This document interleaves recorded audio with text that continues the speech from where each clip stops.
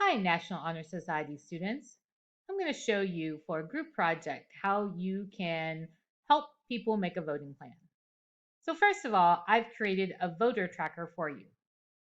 You want to go in File, Make a Copy right there, or you can download it. Once you do that, it's going to say copy of my file. And at that point, you want to replace the copy of with your name. So in this case, I'm going to put my name, and that is because that's going to be how you get credit for it. So you will notice here that this is basically a Google Sheet Excel spreadsheet, and it has various due dates, and it has a place for you to list your voters you're tracking, and just makes it easy, real easy to track the voters. So what does this look like? So I filled myself out as an example of this. So what you'll do here is you will write down the voters' names. So first of all, keep in mind, no current Hume Fogg students. You can do alumni. Alumni are best, actually, because they don't know what they're doing usually. 30 minutes a person per credit, so you get 30 minutes per person. However, just to make it clear, like you can't have 10 people who choose, for example, Jordan Simmons.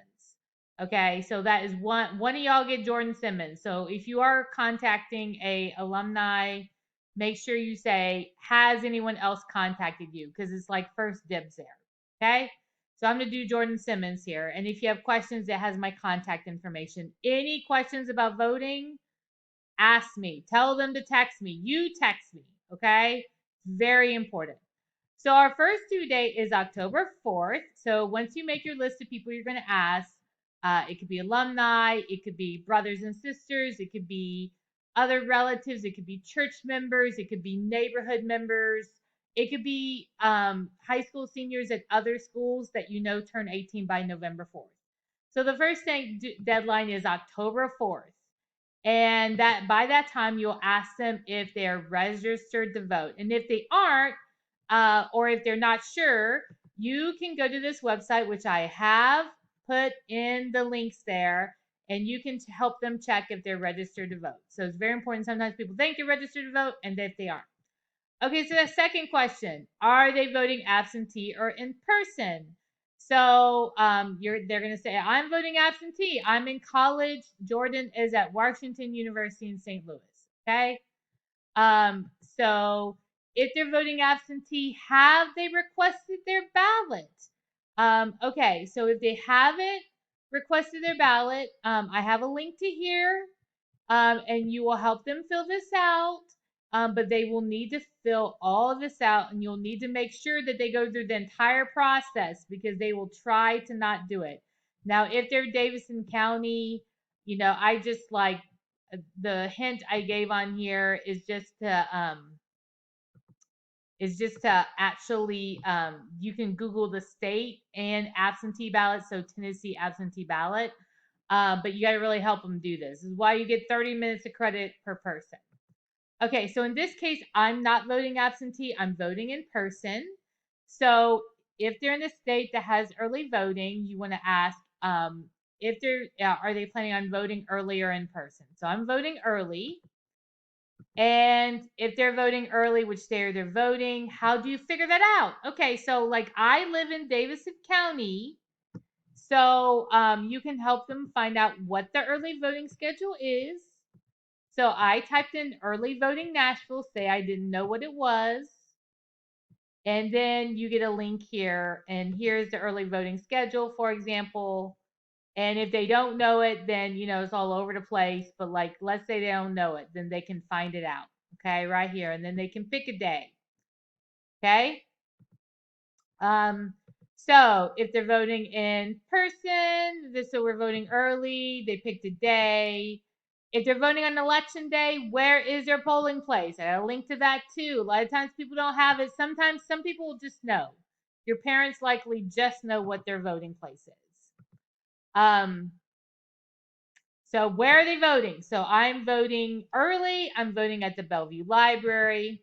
And these 3 dates are just like when you contact them, and then under the notes, you put when they actually voted. And you literally follow up with them until they vote. So if the earlier they vote, or that they make sure they sent in, that like get them to text you a picture. Text me a picture of your absentee ballot. Like I'm serious. Like I do not play with y'all when it comes to voting. Okay, like people will lie. They'll tell you they voted, they didn't vote.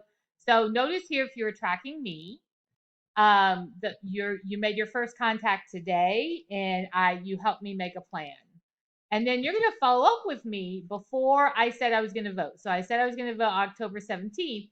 You follow up with me and you say, "Hey, Amanda, you said you're going to vote on October 17th. That's in 2 days. Are you still planning on doing that?" Like you do that.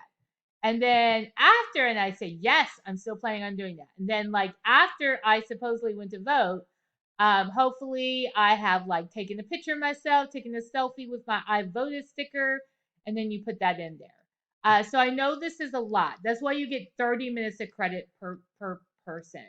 But this is really like you're doing such a service. A lot of people are just like going to be voting for the first time, or they're going to be voting absentee for the first time.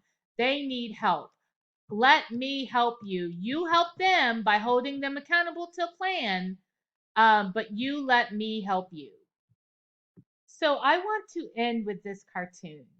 In 2016, about 132 million people voted in the presidential election, but another 100 million actually didn't vote. So there's lots of barriers to voting. It's true. So by helping people make a plan, you're going to be helping them to make a difference. You're going to be helping them to continue our democracy to go on by letting their voice be heard. So it's really critical, and I thank you for your help.